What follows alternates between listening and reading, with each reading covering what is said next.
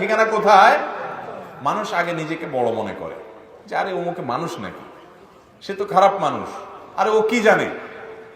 অন্যকে আগে ছোট মনে করে অন্তরে, নিজেকে বড় মনে করে, এরপরে এমন হাবভাব সে প্রকাশ করে ফেলে যার ফলে তার ভিতরকার অহংকারটা বের হয়ে পড়ে। তাহলে অহংকারের আসল ঠিকানা কোথায়? অন্তর। এই জন্য নবী করিম সাল্লাল্লাহু আলাইহি ওয়াসাল্লাম বলেছেন, মান কানা ফি কলবিহি মিসকালু হাববাতিন মিন খারদালিন মিন কিবরিন, যার অন্তরে একেবারে অতি সামান্য পরিমাণ, সরিষার দানা পরিমাণ অহংকার যদি কারোর অন্তরে থাকে, সে জান্নাতে যাবে না।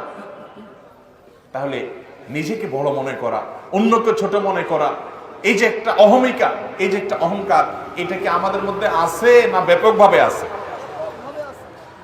আল্লাহ তাআলা আমাদেরকে এই রোগ থেকে হেফাজত করুন। ভাইরা আমার, নবীজি সাল্লাল্লাহু আলাইহি সাল্লামের সতর্ক বাণী শুনেন, অন্তরে বিন্দু পরিমাণ অহংকার থাকলে সে জান্নাতে যাবে না।